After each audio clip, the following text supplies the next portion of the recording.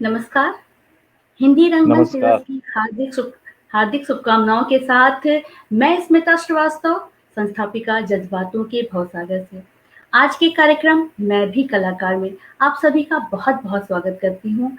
दोस्तों, कहते हैं कि इस धरा रूपी रंगमंच पर इंसान पात्र बनकर आता है।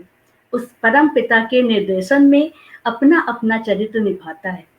इस जीवन रूपी नाटक में हर मनुष्य को अपना-अपना चरित्र निभाना है, चाहे हँसकर, चाहे रोकर, नाटक पूरा करके जाना है। जी हाँ, इस धरा रूपी रंगमंच पर हम सभी एक किरदार हैं, एक चरित्र हैं, जो समय-समय पे अपने-अपने चरित्र में रहते हैं, उसको निभाते हैं पूरी तरह से और कई बार डगमगाते हैं, गिरते हैं, संभलते हैं, हँसते हैं, रोते हैं। तो ये पंक्तियाँ आज जिनकी हैं, वो हमारे साथ यहाँ पे मौजूद हैं। बहुत अच्छे कलाकार हैं, रंगमंच के निर्देशक भी हैं, लेखक भी हैं, रचनाकार भी हैं और बहुत कुछ हैं। बहुत-बहुत स्वागत है मानवेंद्र त्रिपाठी जी आपका। आपको भी बहुत बहुत और धन्यवाद हिंदी रंगमंच मंच पे दिवस की बुलाने। हार्दिक शुभकामनाएँ आपको। और देखिए कितना और अच्छा संयोग है कि आज आपसे बात हो रही है और आज आपका दिन भी है और पूरी तरह से बहुत अच्छा-अच्छा होता चला गया।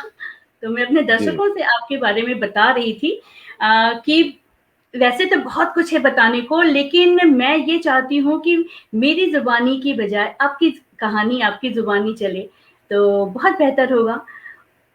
जी, मानवेंद्र जी। मैं रंगमंच से जुड़ा हूँ और साथ में फिल्म से भी, दूरदर्शन आकाशवाणी से, और करीब 25 सालों से ये मेरी साधना चल रही है। साधना ही कहूँगा, आज भी साधना कर रहा हूँ। और चूंकि ये फील्ड ही ऐसा है कि आजीवन इसमें साधना ही करना है, और पूरी बिल्कुल। जिंदगी भी कहते हैं कि कम पड़ जाती है इसको साधना, मतलब साधने में। तो एक शिष्य के रूप में, विद्यार्थी के रूप में आज भी पढ़ाई कर रहा हूँ रंगमंच पे। और लेखन का भी कार्य है, निर्देशन का भी है, अभिनय का भी है, ये सारे कार्य चल रहे हैं। और संजोग से लकली आपने कहा कि आज हिंदी रंगमंच दिवस भी है, तो एक जी। सौभाग्य भी है, एक अच्छा दिन भी मिल गया बातचीत करने का। रंगमंच से जुड़े बहुत सारी चीजें हैं बातचीत करने के लिए। तो मैं चाहूंगा कि मैं खुद से बोलूं सबसे पहले, अगर आपके मन में कुछ जिज्ञासा हो, कुछ क्वेश्चंस हो, जी, पहले वहां बिल्कुल, से बिल्कुल। शुरुआत हो। जी, बहुत सारी बातें हैं, बहुत सारे प्रश्न हैं, क्योंकि देखिए जी। हम लोग किसी भी एक्टर को अगर जानते हैं, आम जनमानस की अगर मैं बात करूँ, तो हम लोग जी। फ़िल्मों के या फिर जो सीरियल्स आते हैं, हम उसके माध्यम से ज़रूर जानते हैं और कई बार ऐसा भी देखने को मिलता है हमें कि जब एक फ़िल्म का प्रतिष्ठित कोई कलाकार आके बताता है कि मैं रंगमंच से हूँ, तो उसकी प्रतिष्ठा तो बढ़ती ही बढ़ती है, लेकिन साथ में ये सोचने को ज़रूर विवश करती है कि इसके पहले हम लोग क्यों नहीं जानते थे। तो ये बात है, ये तो आपसे मैं जानना चाहूँगी ही। लेकिन सबसे पहले तो ये आप मुझे बताइए हमारे दर्शकों को भी कि इस क्षेत्र का चुनाव आपने कैसे किया कि मैं रंगमंच से जुड़ना चाहता हूँ और कब किया? देखिए, कुछ तो मैं ईश्वर में बहुत ज्यादा फेथ करता हूँ। मैं थोड़ा ईश्वर, मतलब आध्यात्मिक व्यक्ति हूँ। तो कुछ ये को इंसिडेंट भी है। मुझे ऐसा भी लगता है कि धरती का सबसे ज्यादा शर्मिला प्राणी भी मैं ही हूँ, एक नंबर पे। और इस फील्ड में आ जाना, ये अपने आप में बड़ा अनूठा संयोग है। और घर परिवार में सारी चीजें, तो अब कुछ ऐसा संयोग बना, कुछ अब करीब 25 साल पहले मैं किसी से टकरा गया, और संयोग से मुझे उन्होंने उसमें ऐड कर दिया। तो मेरे लिए तो बड़ा अजीबोगरीब कि फर्स्ट टाइम जब मुझे मंच के पास ले गए, लोगों को बीच में बैठाए, तो मुझे ऐसा लगा धरती फट जाए, मैं उसमें धंस जाऊं, किसी तरह यहाँ से भाग जाऊं, क्योंकि मेरे अच्छा। नेचर के ठीक अपोजिट था। लेकिन ईश्वर कुछ और कराना चाह रहा था। तो हुँ, ऐसा मेरा नेचर, लेकिन इसके विपरीत एक कहीं ना कहीं मेरे अंदर जिज्ञासा पैदा किया। और मैं जुड़ा तो ऐसा जुड़ा कि इसके बाद मैंने फिर कोई काम नहीं किया, कुछ भी। यहाँ तक कि जॉब के लिए भी, नौकरी के लिए, ऐसा घर परिवार और समाज का प्रेशर, लेकिन मैंने सब छोड़ दिया। मुझे लगा एक ही साधे सब सधे, और जीवन लगाना है पूरी ईमानदारी से, तो एक ही में लगाया जाए। और मैं आपको बताना चाहूंगा कि मुझे बहुत कुछ मिला थिएटर से। आप अपनी लाइन को मैं ऐसे भी कंटिन्यू करता हूँ कि लोग समझते हैं कि थिएटर में आने का मतलब है सिर्फ एक्टर बनना, कि अगर मैं थिएटर से जुड़ा हूं तो एक अभिनेता मुझे, ऐसा नहीं है। मुझे लगता है कि थिएटर हर किसी को जानना चाहिए। आज मैं आपसे बात कर बिल्कुल। रहा हूं और मैंने कोड किया कि मैं धरती का सबसे एक नंबर का शर्मीला प्राणी हूं। उसके बाद मैं बेबाक तरीके से आपसे बात कर रहा हूं। बिल्कुल। आप इतने सारे मैं वर्क कर रहा हूँ, आज सैकड़ों हजारों लाखों लोग होते हैं जहां मैं अपनी बात रख सकता हूँ, तो ये मुझे थिएटर से मिला। मुझे किताब पढ़ने का, किताब का शौक, कौन सी किताब पढ़ें, किताबें कैसे पढ़ें, ये सब थिएटर से मिला। तो मुझे तो इतना कुछ मिला कि मुझे लगता है कि जीवन के हर क्षेत्र में मैं बहुत अच्छा एक एक्टर के रूप में सामने आया। तो जरूरी नहीं कि मैं पर्दे पे ही रहूं या रंगमंच पे ही रहूं, जीवन के रंगमंच पे मुझे बहुत शानदार आर्टिस्ट थिएटर ने बना दिया। तो मुझे बिल्कुल। मिला। और मैंने पहले भी आपकी तारीफ की है कि आपकी आवाज मुझे बहुत अच्छी लगी। जब पहली बार मैंने आपसे फोन पे बात की थी, तभी मुझे जी लगा धन्यवाद। कि आप थिएटर के लिए ही बने हैं, और बहुत अच्छा हुआ। उस एक व्यक्ति को मैं धन्यवाद भी कहूंगी और आभार भी ज्ञापन है कि जिन्होंने आपको खींच करके इधर की तरफ आपको खींच लिया और वहीं के वहीं आप हो करके रह गए। तो धन्यवाद उस गुमनाम व्यक्ति को। और लेकिन मानवेंद्र जी, जितना ज़्यादा मैं आपके बारे में रिसर्च करती गई, मैंने आपके फेसबुक पे टटोला आपको, आपको यूट्यूब पे खोजा, और भी बहुत जगह मैंने उतनी ज़्यादा मैं आपके फैन बनती चली गई। तो आप एक बहुत अच्छे रचनाकार हैं, और जितने अच्छे आप कलाकार हैं उसका भी मैंने एक नमूना देखा। तो आज मेरे दर्शकों को, हमारे दर्शकों को बल्कि ये कहिए कि आज आपके बारे में और क्या-क्या जानने को मिलेगा, ये तो जैसे-जैसे वो जुड़े रहेंगे उन्हें पता चलता रहेगा। आज हमारे साथ बहुत सारे लोग जुड़े हुए दिख रहे हैं। मैं उन लोगों के साथ उन लोगों से निवेदन करूँगी कि आप लोग लाइक कमेंट के साथ में इसको अधिक से अधिक आप शेयर भी करिए। और शशि भूषण संज्ञा जी, देखिए आपका स्वागत कर रहे हैं। बहुत-बहुत स्वागत है सर आपका भी। और ये एक पत्रकार हैं, पत्रकारिता से जुड़े हुए हैं, एडिटर हैं अपने। तो मानवेंद्र जी, और जैसे मैं आपको देख रही थी तो कई नाटक ऐसे मेरे सामने आए जिनके नाम मैं लेना चाहूंगी। तो सबसे पहले अगर मुझे किसी ने बहुत आकर्षित किया तो रश्मि रथी का नाम पढ़ते ही जैसे मुझे लगा कि कुछ जन्नत सा मिल गया, क्योंकि मैं स्वयं रश्मि रथी को मैंने बहुत बार पढ़ा है। और फिर मैंने सोचा इसका मंचन कैसे हो सकता है। इस प्रश्न के कौतूहल ने ना मुझे पूरी तरह से भर दिया। मैंने कहा जब भी बात होगी तो सबसे पहले यहीं से शुरू करूंगी मैं। निश्चित रूप से रश्मि रथी का बहुत सारे मंचन, 25-30 शोज हमने किया पूरे हिंदुस्तान में, लोगों ने बहुत सराहा। अपने आप में बड़ा दुरूह था कि उस पूरे काव्य को कैसे नाटक फॉर्म में किया जाए।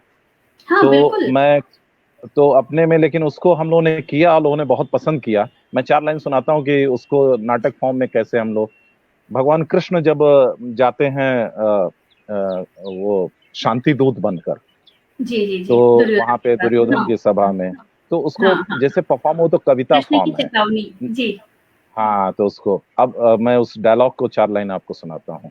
जी। तो उसको कहने, अब शेष नहीं कोई उपाय, हो विवश हमें धनु धरना है, छत्री समूह को मरना है।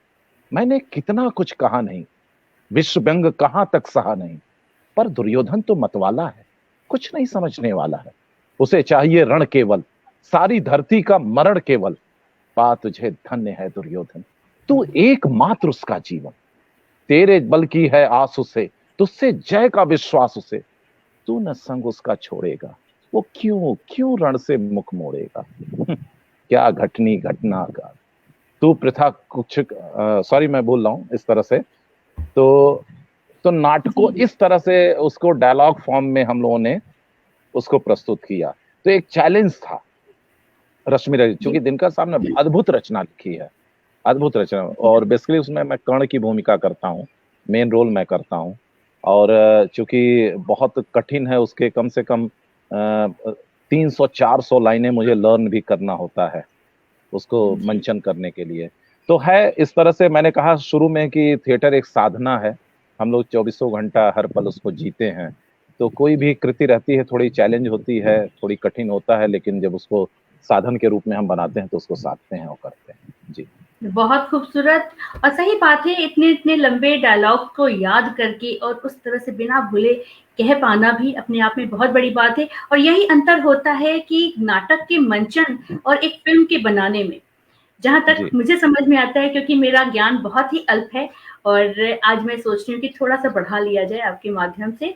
तो बहुत सारे और भी नाटक के नाम मैं यहाँ पे पढ़ रही थी, जिसमें जी मुझे दिखा कि एक तो आपने कई देशों की यात्रा भी कर ली, और जी साथ में आपने 20 नाटकों का निर्देशन किया है और 5 नाटक के लेखन का भी कार्य किया हुआ है। जिसमें जी से जी नाटकों में मुआवजे, जी। मुआवजे, ये मुआ क्या भीष्म ये साहनी जी ये का? भीष्म साहनी जी की नाटक है, मैंने उसको निर्देशित किया था। अच्छा, अच्छा जी। तो लेखन भीष्म जो साहनी। आपने किया हुआ है, क्या उसके बारे में आप कुछ बताएँगे? हाँ, सबसे पहले अभी एक नाटक अभी इलाहाबाद में एक वहाँ पे हम लोगों ने किया, लखनऊ में किया, प्रेमचंद के पात्र प्रेमचंद के साथ। उसमें ये भी प्रेमचंद अद्भुत की है, 3 नाम से ही। कहानी।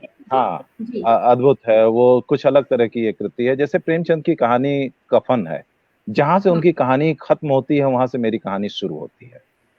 तो मैंने 3 कहानियाँ उनकी ली थी, कफन, ठाकुर का कुआँ, ईद और ईदगाह।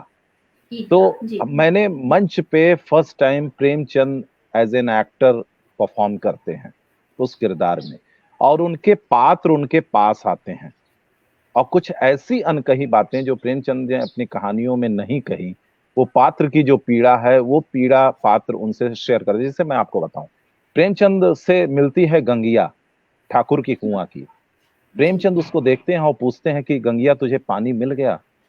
ये गंगिया वही है जो ठाकुर के अपने पति के लिए पानी लेने के लिए निकली हुई है। गंगिया बताती है कि नहीं मलिकार, पानी नहीं मिला, हर कुएं का मालिक कोई ना कोई ठाकुर है। प्रेमचंद कहते हैं अच्छा रुक, शायद मेरे पास थोड़ा सा पानी हो। जाते हैं, लेकिन पानी उनके पास भी नहीं होता है। मैंने दिखाया कि वो कहते हैं कि गंगिया न जाने कितने अरसे से मैं भी प्यासा हूं। ये प्यास एक दूसरे तरह की है।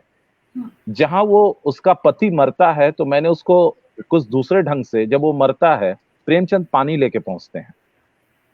मरने से पहले श्राप देता है, अपनी पत्नी से कहता है कि गंगिया कह देना, अब कितना भी गहरा कुआं लोग खुदवा लें उसमें से पानी नहीं, आग निकलेगा, ये मेरा श्राप।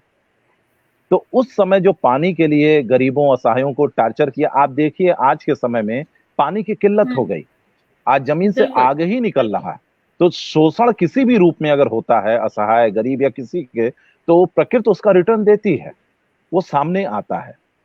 तो इस तरह मैंने उस कहानी को जोड़ा था। तो वो जब मर जाता, प्रेमचंद आते हैं पानी लेके, वो बताती है कि तो हमेशा हमेशा के लिए प्यास बुझा के चले गए। प्रेमचंद पूछते हैं कि तुम्हारे इसके क्रियाकर्म की कोई व्यवस्था? कहती है गरीब हैं, कफन मिल जाए। तो उनको याद आता है कि घीसू माधव गए हैं कफन लेने, कफन के जो वो पात्र हैं। प्रेमचंद हाँ, को याद है, कहते हैं तू रुक, मैं अभी आता हूँ। अब मैंने वहां से दिखलाया घीसू माधव, अंतिम सीन जो प्रेमचंद का, वो सब शराब वराब पी के कफन के पैसे से लौट के आते हैं। प्रेमचंद उनसे मिल जाते हैं, दोनों कैरेक्टर्स, और उनसे कहते हैं कि मतलब तुम आदमी हो कि हैवान हो? तुम्हारी पत्नी इसकी बीवी मरी है, तुम शराब पी के आते हो? अब वो जो माधव है घीसू, वो अपनी जब पीड़ा बताता है उनसे, कहता है मलिकार हम तो आदमियत थे, इन लोगों ने हमें हैवान बना दिया। तो जब वो अपनी पीड़ा बता, तो प्रेमचंद के पास कोई शब्द नहीं होता है कहने के लिए, वो शांत हो जाए। तो ये वो डायलॉग्स थे जो प्रेमचंद जी की कहानी में नहीं थी। मुझे लगा कि हुँ, ये पात्र अपनी वो सारी चीजें बताना चाहते हैं रूबरू होके प्रेमचंद से। तो इस तरह से इसका एक नए कल्पना के थ्रू मैंने इसको किया, लोग बहुत पसंद ये किया। एक कैकेयी के राम, हाँ, कैकेयी बहुत खूब। के, जी, मैं जी, उसको भी थोड़ा सा बताना चाहूंगा। कैकेयी जी, के जी, राम में मैंने दिखाया कि राम की जो भी कुछ राम अपने जीवन में, जैसे कि अगर उनके जीवन में कैकेयी नहीं आती या इस तरह का डिसीजन नहीं लेती, तो राम भी एक सामान्य राजा बन के बस रह जाते। बिल्कुल। उस कुल में बहुत सारे राजा हुए, ठीक है, उन्होंने लेकिन राम जो प्रसिद्धि, जो अचीवमेंट, जिस लेवल बिल्कुल, का, साधारण से तो विशेष बनने का रास्ता। जी, विशेष बनने का, बन गए तो बन गए राम। तो हुँ, राम को मैंने दिखाया कि अब कहानी तो मेरी एक दूसरे ढंग की है। राम से पूरी बातचीत होती है, राम के मैंने तलवारबाजी भी दिखलाया है राम के साथ। राम कमजोर पड़ जाते हैं, उनके हाथ से तलवार छूट जाती है। कैकेयी कहती है कि राम तुम्हें क्या हो गया है? कल तुम हुँ, राजा बनने वाले हो, कैसे संभालोगे सारी चीजों को? राम कहते हैं माँ आप जानती हैं कि ये सारी चीजें अभ्यास के ऊपर निर्भर करता है। पिताश्री मुझे कुछ अभ्यास कहीं जाने नहीं। तो मैंने देखा है जो पिता का पुत्र के प्रति मोह है, वो बच्चे को हुँ, कहीं ना कहीं उसकी प्रतिभा सब कुछ छीन रहा है।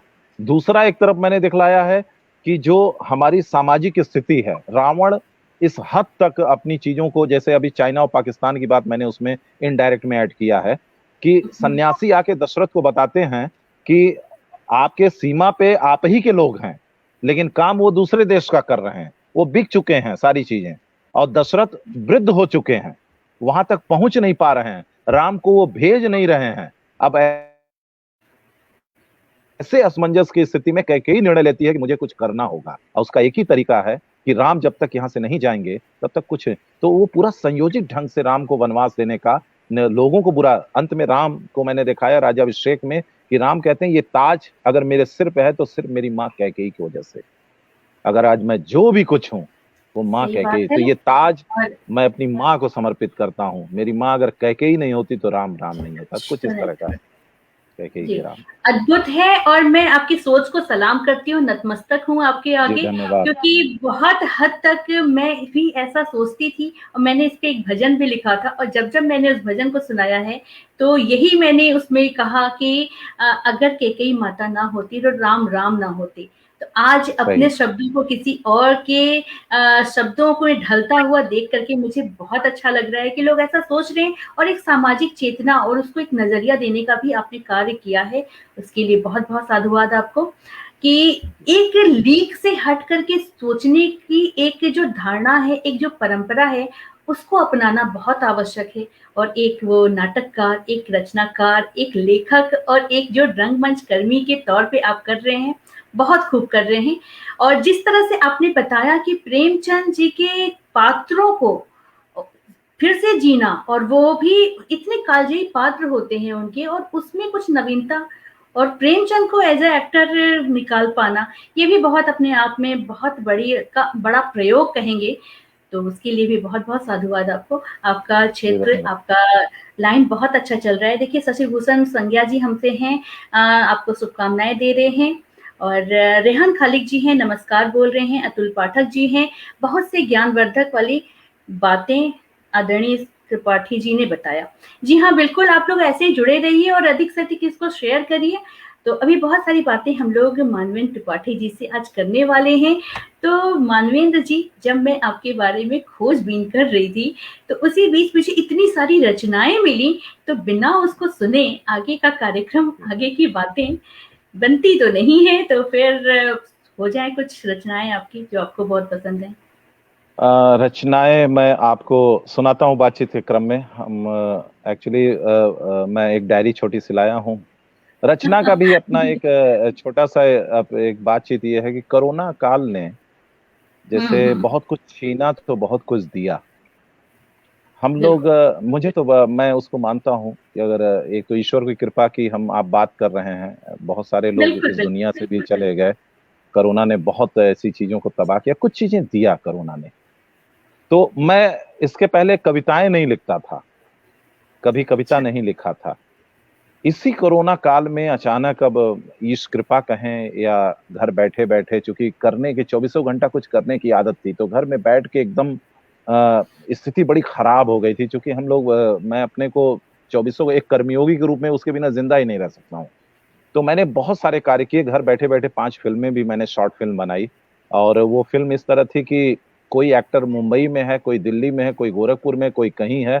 मैं स्क्रिप्टिंग करता था और स्क्रिप्टिंग करके उनको पूरा डायरेक्शन भी लिख के मैं सेंड करता था व्हाट्सएप के थ्रू कि ये आपका डायलॉग्स है, ये सिचुएशन है, कैमरे को आप इस तरह पकड़ेंगे, मोबाइल को ऐसे शूट करेंगे, कैमरे को हॉरिजॉन्टल रखेंगे। फिर वो शूट करके मुझे भेजते थे, मैं उसको देखता था और अगर सही होता था तो एक्सेप्ट, नहीं तो उसको मैं रिजेक्ट करके फिर शूट कराता था। जब पूरी क्लिप मेरे पास आ जाती थी तो उसको एडिट करा के मैं पूरी फिल्म, मेरे यूट्यूब चैनल पे है, मानवेंद्र त्रिपाठी चैनल पे सारी चीजें उस पे हैं। उसी क्रम में कविता लिखने का भी कुछ अंदर से अब ईश्वरी कृपा मैं मानूंगा। तो बिल मैं कुछ कविताएं लिखा। मैं स्टार्टिंग में जो मैं पहली दूसरी कविता लिखी थी, और मैं कोई कवि नहीं हूँ, पहले मैं बताया कि ये बस 7-8 महीने की मेरी अपनी लिखी हुई है, सब फेसबुक है। तो मैं एक दो कविताएं आपको, क्योंकि उस जी, समय माहौल थोड़ा सा बड़ा अजीबो गरीब था कोरोना का, और स्थितियां बड़ी भयावह चल रही थी उस समय। और बड़ी अजीब बात है, अब तो दिन में भी काली रात है। बड़ी अजीब बात है, अब तो दिन में भी काली रात है। हवाएं सर्द हैं, दिलों में दर्द है। नफरतों का कोहरा छाया है। सुना है इंसानियत फिर लहूलुहान होकर आया है। बड़ी अजीब बात है, अब तो दिन में भी काली रात है। अब तो रह रह कर क्यों ये मौसम आता है। नफरतों का बीज बोकर चला जाता है। अब चमन में गुल कम, खार ही खार नजर आता है। बड़ी अजीब बात है, अब तो दिन में भी काली रात है। तो इस तरह की कविताएं थी मेरी। कुछ और भी कविताएं हैं। आज एक कविता आपको मैं सुना दूं, हिंदी रंगमंच दिवस है तो उस पे रिलेटेड जी, अभी मैंने लिखा बहुत है। खूब। वो भी जी, क्योंकि आज स्वागत। अचानक सुबह मैंने लिखा है उसको। 3 अप्रैल 1867 मंचित हुआ प्रथम हिंदी नाटक। नाटक जानकी मंगल को देखते रहे लोग एकटक। शीतला प्रसाद त्रिपाठी ने रची थी ये अद्भुत कृति। बनारस रॉयल थिएटर प्रथम प्रस्तुति से हुआ झंकृत। भारतेंदु जी ने निभाया था इसमें लक्ष्मण का किरदार। आगे वही बने हिंदी रंगमंच के सशक्त कर्णधार। भारतेंदु के अभिनय लेखन निर्देशन का अनूठा संगम। हिंदी रंगमंच का फहरने लगा चारों ओर परचम। प्रसाद जी के नाटकों ने भी अद्भुत शमा बनाई। स्कंदगुप्त, ध्रुव स्वामिनी नाटकों की होने लगी बड़ाई। भारतेंदु जी हिंदी रंगमंच के पुरोधा पितामह कहलाए। अद्भुत प्रतिभा कौशल से हिंदी रंगमंच को विश्व पटल पे लाए। आज मैंने ये लिखा वाह! था। तो इस वाह! तरह की कविताएं अद्भुत भी हैं। और बहुत खूब। और ये कहूँ कि अगर किसी ने ये वाली कविता याद कर ली ना, तो उसको कविता का ये रंगमंच का इतिहास याद आ जाएगा पूरी तरह से, हाँ उसको फिर कुछ और पढ़ने की आवश्यकता नहीं रह जाएगी। इसी बीच देखिए हमारे साथ अतुल पाठक जी हैं, जयप्रकाश चंदेल जी हैं, राजकुमार सेवक जी हैं, रूप कुमार बनर्जी जी भी हमारे साथ जुड़े हुए हैं। आप प्रणाम कह रहे हैं। सर आपको भी बहुत-बहुत प्रणाम। और उनको भी लोग मेरा जुड़े प्रणाम हुए बोलिएगा। हैं। जी, बिल्कुल। मेरे मैं बड़े यहाँ भाई पे हैं, उनका आशीर्वाद हमेशा मिलता रहता है। रूप कुमार बनर्जी मेरे बड़े भैया बहुत, तो उनको हृदय से हाँ, प्रणाम है। बहुत अच्छे व्यक्तित्व हैं और जब भी उनसे बात करो और या उनके कोई पोस्ट पढ़ो तो दिन अच्छा हो जाता है, शुरुआत बहुत अच्छी हो जाती है। तो मैं भी आपकी बातों से पूर्णतः सहमत हूँ और बातचीत का क्रम अगर आगे बढ़ाएँगे तो जी। एक मैंने देखा विदेशिया का अगर ज़िक्र ना हो तो फिर हम आगे कैसे बढ़ सकते हैं? विदेशिया है, अभी मैंने देखा फ़ेसबुक पे अशोक, सम्राट अशोक, तो जी। इनकी कहानी क्या है? सम्राट अ, अशोक ने जिया है। सम्राट अशोक की कहानी, अभी मैंने अशोक की भूमिका, सम्राट अशोक की भूमिका की। अभी यहाँ पे एक बहुत बड़ा नाट्य महोत्सव हुआ जिसमें जी, दिल्ली मुंबई सारी टीमें आई थी। गोरखपुर से हम लोगों ने सम्राट अशोक किया।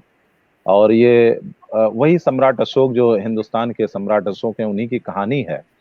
कहानी हाँ, उनकी कुछ इस तरह है कि सम्राट अशोक, इतिहास बताता है कि बहुत कुरूप थे और हाँ, कहीं ना कहीं उनको बहुत कुरूप थे और एक उनको एक कॉम्प्लेक्स था इसका।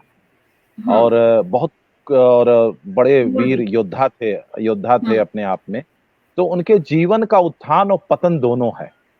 उत्कर्ष इस लेवल पे है कि वो सब पूरे भारतवर्ष को जीत लेते हैं, चक्रवर्ती जीत सम्राट गए बनते सम्राट। हैं। और उनके जीवन में कलिंग का एक युद्ध होता है। उस युद्ध हुँ, से इतने विचलित हो जाते हैं उनके जीवन में कि उनको लगता है कि ये मार काट से एक उनको, मतलब एक आत्मग्लानि और एक ऐसी विरक्ति होती है जीवन से और इन सारी चीजों से कि वो बुद्ध की शरण में चले जाते हैं।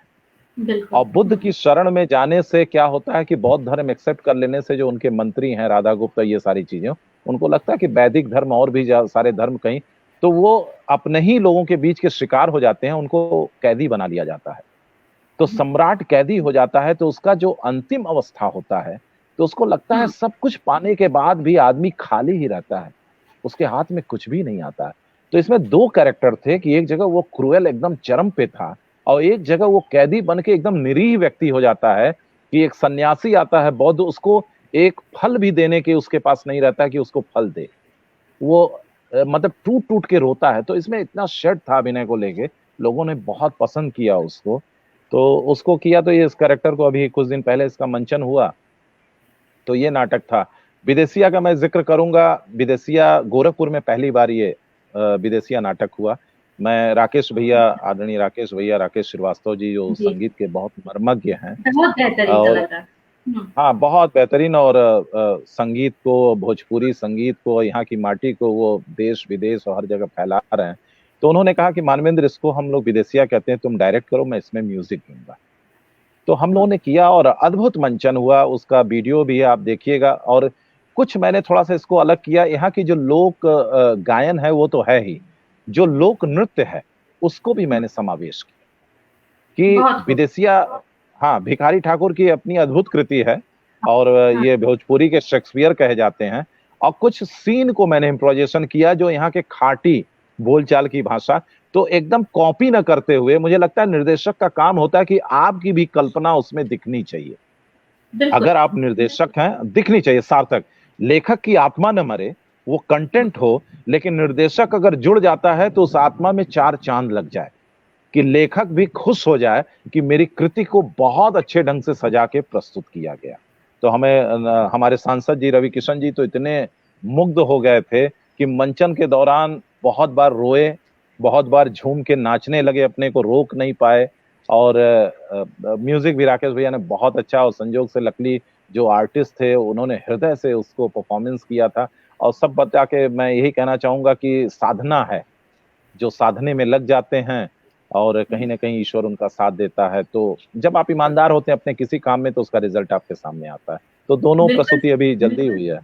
जी जी, जी। बिल्कुल सही बात और पूर्णतः सहमत हूँ मैं आपकी विचारों से, आपकी बातों से और देखिए आपकी बातों से ही इतना ज़्यादा मन करने लग गया कि बस मिल जाए और उसको देख लिया जाए। ये सौभाग्य नहीं रहा मेरा कि मैं उसको देख पाती मंचन होते मैं हुए, लेकिन जब आपके सारे दर्शकों को बताना चाहूंगा जो लोग जुड़े हैं, पहले तो उनको मैं धन्यवाद, उनको प्रणाम करना चाहूंगा आज के दिन हिंदी रंग बजे, और बताना मानवेंद्र त्रिपाठी चैनल, वो यूट्यूब जी, पे उसको जब भी ओपन करेंगे मेरे सारे प्रोग्राम उनको हुँ, वहां पे मिलेंगे, उनको बहुत अच्छा लगेगा। मैंने संस्कृति को लेके बहुत सारा, वहाँ एक विवाह का कार्यक्रम मैंने किया है जिसमें जो विवाह के गाने हो विलुप्त हो रहे हैं, वो समाप्त हो बिल्कुल। रहे हैं, तो उनको संरक्षण करने का काम, और आप उसको सुनेंगे तो बहुत अच्छा लगेगा, तो आप उनको वो देख सकते हैं। हाँ आपसे निवेदन रहेगा मेरा कि आप वो सारे लिंक जो हैं यहाँ कमेंट बॉक्स में अगर जब भी आपको मौका मिले तो आप उसको डाल देंगे तो जरूर। लोगों को ढूँढने में कोई दिक्कत नहीं आएगी और इसको आराम से वो मिल सकता है उन लोगों को। हम लोग अब नाटकों की बात करते थे तो मैंने एक ज़िक्र कहीं सुना था कि व्यावसायिक थिएटर, तो ये व्यावसायिक थिएटर अपने आप में ही मतलब थिएटर और व्यवसाय क्या पहले नहीं था या नया जुड़ा हुआ है? इसके पीछे की क्या कहानी है? ये भी आप कुछ देखिए, बताइए। पूर्वांचल में थिएटर थिएटर की हर जगह स्थिति एक संघर्ष की है, संघर्ष है, और मुझे लगता है कि संघर्ष में ही जीवन पलता है। ये एक मेरी अपनी परिभाषा है। संघर्ष जिस दिन खत्म हो जाता है, जीवन उस दिन समाप्त हो जाता है। तो संघर्ष को बहुत पॉजिटिव लेवल पे लेके चलने की जरूरत है, लेकिन संघर्ष कभी कभी आपको तोड़ भी देता है। जीवन की कुछ मूलभूत आवश्यकताएं जिसकी पूर्ति बहुत आवश्यक है। जैसे मैं थिएटर कर रहा हूँ, तो अगर मैं कोई जॉब कर लेता हूँ, कुछ भी कर हुँ, लेता हूँ, तो इतना समर्पण, इतनी ईमानदारी थिएटर को लेके नहीं हो पाएगी, मैं कितनी भी कोशिश कराऊं। क्योंकि जहां भी आप धन अर्जन के लिए जाएंगे, बट नेचुरल है आपको समय देना पड़ेगा। और ये एक साधना है जो 24 घंटा भी थिएटर में कम पड़ता है। अब उसमें 8 घंटे 10 घंटे मैं कहीं और दे के चला हूं, तो दोनों के साथ न्याय नहीं होता है। अब ऐसे समय में बड़ी कठिन स्थिति हो जाती है कि जहां पग पग पे पैसे की जरूरत है। आप एक छोटा सा नाटक भी करें तो उसमें अच्छा खासा पैसा, तो ये बड़ा संघर्ष। तो मेरे मन में ये बार, आर्टिस्ट टूट रहे थे और थिएटर में पैसा नहीं के बराबर। मुंबई दिल्ली की बात नहीं कर रहा हूँ, क्योंकि वहां पे सब कुछ साधन है, लेकिन वहां भी संघर्ष है। लेकिन कुछ है, स्टार बड़े बड़े लोग अगर थिएटर करते हैं तो उसका टिकट होता है, लेकिन सामान्य का वहां भी टिकट नहीं होता है। लेकिन जो सामान्य कलाकार हैं, तो मैंने एक बीड़ा उठाया आज से करीब 15 साल पहले कि मैं व्यवसायिक थिएटर करूंगा, मैं अपने कलाकारों को पेमेंट कर दूंगा। और मैंने उठाया, और आप पता कीजिएगा, आपको लगेगा इस पूरे पूर्वांचल में पहला ये बीड़ा उठाने वाले हम, और हमारे साथ वाई शंकर मूर्ति जी, दोनों लोगों ने मिलके हमने इसको व्यवसायिक थिएटर बनाया। और पेमेंट ये हुआ कि हमारे मंच पे जो कलाकार आता था, मिनिमम 1,000 से 2,000 3,000 उसका पेमेंट, यानी अगर हम 4-5 दिन के प्रोग्राम करते थे तो 10 से 12,000 रुपए उनको पेमेंट करते थे। और हमने स्पॉन्सर लिया, लोगों से इस तरह का प्रोग्राम किया, लोग देने लगे और ये कंटिन्यू चला। ये तो बहुत अच्छी चीज हुई और लोगों को मिलने लगा। इसी क्रम को मैं आगे बढ़ाता हूं, इसकी मेरिट भी बनी और डीमेरिट भी बनी। तो मेरिट मैंने बताया कि कलाकारों को मैंने पेमेंट दिया, उनकी स्थिति सुधरने लगी, लोग मंचन करने लगे। डिमेरिट ये हुआ कि मेरे कलाकार धीरे धीरे पैसे पे डिपेंडेंट होते चले गए। अब वो अपनी कला को छोड़ते चले गए, उनके लिए पैसा इंपॉर्टेंट हो गया। अब किसी काम को जो बिना पैसे का काम होता था, उसको करने में उनको कहीं से भी उनका मन नहीं लगता था। तो मैंने देखा ये बड़ा अन्याय भी हो रहा। तो दोनों चीजें हैं कि कला को अगर आपको देखिए, उसका सदुपयोग दुरुपयोग दोनों सामने आता है। और जहां कलाकार सिर्फ पैसे के पीछे, आप अपने को इस योग्य बनाइए, मैं दावे के साथ कहता हूं रंगमंच में, अगर आप अपने को इस योग्य बना लेते हैं तो आपको किसी चीज का अभाव नहीं होगा। आपको सब कुछ मिलेगा, पैसा भी मिलेगा, नाम भी मिलेगा। आप योग्य ही नहीं होते, आप थिएटर को सिर्फ वो साधन बनाते हैं कि आप थिएटर किए तुरंत फिल्मों में चले जाइए। आपने कभी साधा ही नहीं थिएटर को। आप इसको साधिए, फिर वो अपने आप साधन बन जाएगा। लेकिन आते ही हम माध्यम है, इसीलिए अधकचरे में लोग रह जाते हैं। तो व्यवसायीकरण की एक मैंने कोशिश की थी, आज भी मैं करता हूं, लोगों को पेमेंट करता हूं। मैं ऐसे नाटकों का सिलेक्शन करता हूं कि पब्लिक पैसे दे के उसको देखती है। ये भी चुनाव करना बहुत इंपॉर्टेंट होता है कि अगर कोई पैसा देता है तो उसका आउटपुट उसी लेवल पे होना चाहिए। जी कुछ तो अच्छा, मेरा लोगों से अनुरोध है कि कृपया आप बताइए कमेंट के माध्यम से कि सब आवाज और वीडियो क्वालिटी सब कुछ सही चल रहा है। कुछ नेटवर्क प्रॉब्लम है तो आप लोग अपने कमेंट के माध्यम से बताते रहिएगा। कई बार ऐसा हो जाता है कि या तो मेरा नेटवर्क खराब होता है, मुझे लगता है कि सामने वाले का खराब है, तो आप लोग उसको बताते रहिएगा। हम लोग बात कर रहे थे व्यवसायिक थिएटर की, तो जैसा मैंने शुरुआत में एक जिक्र किया था कि जब फिल्मों में कोई एक्टर प्रतिष्ठित हो जाता है, उसका नाम हो जाता है और फिर हमें जब पता चलता है कि वो थिएटर के माध्यम से जुड़े हुए हैं, तो उनकी एक्टिंग के तो लोग कायल होते ही हैं, लेकिन तब इस बात को मानने के लिए विवश भी हो जाते हैं कि ये थिएटर की ही देन है। तो क्या वजह है कि फिल्मों में आने के बाद ही एक एक्टर पूरी तरह से अपनी पहचान पाता है और थिएटर के माध्यम से नहीं? अब देखिए, एक तो सीधा सीधा इसका आंसर ये भी होता है कि थिएटर का एक लिमिटेशन है। जब हम मंच करते हैं तो उसको देखने वाले 100, 200, 400 यही होगा। और मंचन कितना होगा? 100, 200, 300, 400 यही होगा। अच्छा। बहुत बहुत कम है कि जो उसके सैकड़ों शोज हो सकें। तो आपके दर्शक कुछ गिने चुने होते हैं। फिल्म में क्या होता है कि एक फिल्म में अगर आप काम करते हैं तो एक साथ आपको लाखों, 10 लाखों, 50 लाख लोग देखते हैं। तो पॉपुलैरिटी इस लेवल पे भी बढ़ जाती है। लेकिन आप देखिए, जितने भी क्या कहते हैं उसको, लंबे रेस के घोड़े जो बोलते हैं, जिसको कालजयी एक्टर भी आप बोल सकते हैं सिनेमा के, जो माइलस्टोन है सिनेमा में, वो करीब करीब सारे थिएटर्स हैं। वो सब थिएटर्स हैं। आप अमरीश पुरी की बात कीजिए, शबाना आजमी की, नसरुद्दीन शाह जी की बात कीजिए, अनुपम खेर जी की बात कीजिए, जो एक बहुत सशक्त एक्टर हैं, आज भी फिल्म इंडस्ट्री में उनकी जगह, वो सब थिएटर्स हैं। चाहे वो एनएसडी करके आए हों, चाहे वो बीएनए करके आए हों, या अपने थिएटर। तो थिएटर से जो आता है पूरी एबिलिटी के साथ में, उसका तो कोई तोड़ नहीं है। तो उसका रिजल्ट तो उसको मिलता है। लेकिन आपकी बात सही है कि जब तक वो सिनेमा में पॉपुलर नहीं हो पाता है, उसका संघर्ष थिएटर में चलता रहता है। उसको कोई ऐसी पहचान नहीं। लेकिन ये हिंदी रंगमंच में मैं बताऊं होता है, लेकिन आप बंगाल में चले जाइएगा, थिएटर का जो आर्टिस्ट है उसको उसी तरह प्रसिद्धि होती है जैसे सिनेमा में, बल्कि कुछ ज्यादा ही रिस्पेक्ट मिलता है। आप महाराष्ट्र में जाइए, वहां भी थिएटर आर्टिस्ट की बहुत कद्र है। लेकिन हम हिंदी बेल्ट की बात करेंगे, आपकी बात से मैं सहमत हूं, थोड़ी निराशाजनक स्थिति है, पूरी निराशाजनक, कि वहां थिएटर कर्मी को वो सम्मान नहीं मिलता है जो कि साधारण अगर कोई एल्बम कर लेता है, कोई एक ऐसी वैसी फिल्म कर लेता, मैं किसी भाषा फिल्म का नाम नहीं ले रहा हूं, और मेरा इशारा आप हर कोई समझ रहा है, उसका सम्मान है, जबकि उसका कोई मतलब नहीं है। थिएटर में जो बहुत कुछ कर रहा है लेकिन उसका नहीं है।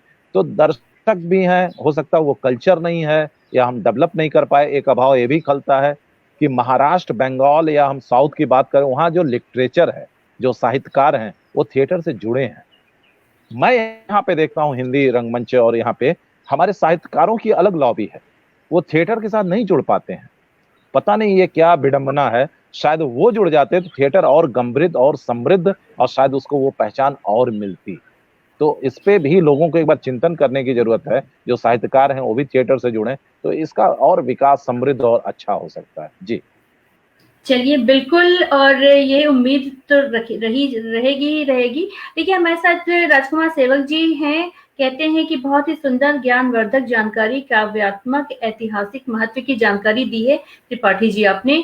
सुनील श्रीवास्तव जी हैं, खूबसूरत बोल रहे हैं, और साथ ही देखिए उनका एक प्रश्न है जो कि मेरा भी अगला प्रश्न था कि थिएटर और नाटकों का भविष्य कहाँ पाते हैं मानवेंद्र जी? ऐसा वो पूछ रहे हैं, और भी बहुत सारे हैं, मैं और प्रश्न और बातें बाद में हाँ, लेती हूँ। सबसे पहले मैं तो इसी बात, सही देखिए बात है, हम लोग की। भविष्य, हुँ, जी भविष्य बोलिए। बहुत सुंदर है, बहुत सुंदर है, और बहुत बड़ा भविष्य है।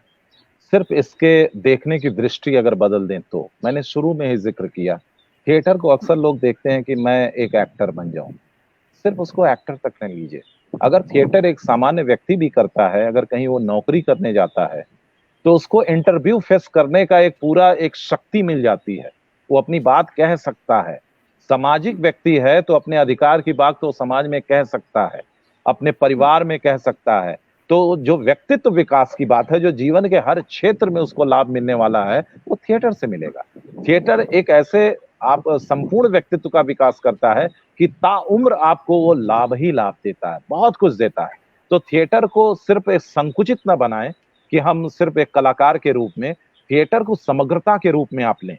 थिएटर से किसी को जोड़ के देखें, शालीनता देता है, एक अच्छे गुण देता है, जो चरित्र विकास की बात होती है, जो मानव विकास की बात, वो सब कुछ थिएटर में है। थिएटर एक ऐसी जगह है कि कोई ऐसा सब्जेक्ट नहीं बचता है जहां पे आप इसको जानकारी आपको ना हो, आपको सब कुछ बताता है। तो थिएटर तो अभी गवर्नमेंट भी इसके लिए प्रयास करे कि एजुकेशन में थिएटर इन एजुकेशन वो कर रही है, इसको कंपलसरी कर रही है कि सब लोग बिल्कुल, पढ़ें। हाँ। तो इसका भविष्य कभी खत्म नहीं होने वाला। सिनेमा एक समय रुक सकता है क्योंकि वो रील है, ये रियल है, और जो रियल होता है, सत्य होता है, शाश्वत होता है, कभी वो खत्म नहीं हो सकता। ये तो हमेशा बढ़ता। आने वाले समय में देखिए थिएटर, अब सीरियल कौन देख रहा है? नहीं देख रहा। थिएटर से मोनोटोनी हो गया। सिनेमा का हाल आप देख लीजिए, कितने लोग देखने जा रहे हैं, मोबाइल पे सिमट गए। फिर थिएटर का युग आ रहा है। आपको जो आनंद है, जो शाश्वत आनंद है जिसको कहते हैं, परमानंद की भी शब्द जोड़ लें, वो लाइवनेस में है। एक्टर और दर्शक के बीच वो दूरी मिट जाती है, वो एक दूसरे के पूरक हो जाते हैं, एक दूसरे से समा जाते हैं। जो दर्शक होता है वो कहीं ना कहीं उस मंच पे जैसे चला जाता है, जो एक्टर है वो दर्शक में समा जाता है। जो जो महारास की कल्पना है कि कृष्ण राधा हो गए, राधा कृष्ण हो जाए, तो थिएटर में कभी वो भी स्थिति आ जाती है कि दर्शक और एक्टर के बीच की दूरी समाप्त हो जाती है, दोनों एकाकार हो जाते हैं, ऐसे डूब जाते हैं कि पता ही नहीं चलता है। तो ये कभी नहीं समाप्त होगा, ये तो हमेशा रहेगा, इसका भविष्य हमेशा उज्जवल है। और संघर्ष में ही जीवन पलता है। थिएटर से और जीवन में मैं तो कहता हूं किसी के जीवन से संघर्ष नहीं जाना चाहिए। मेरी बात जिन अर्थों में मैं कहना चाहता हूं, बिल्कुल, अगर बिल्कुल, आपको मैं लाइफ में सहमत हूँ। अगर कुछ करना चाह रही हैं, हम आपने इतनी सारी चीजें संघर्ष की हैं, लिंक बनाया, जोड़ा, सबको कलेक्ट किया, ये संघर्ष था। तो देखिए कितने लोग इसमें लाइव हो गए, कितने लोगों को चीजें मिल रही।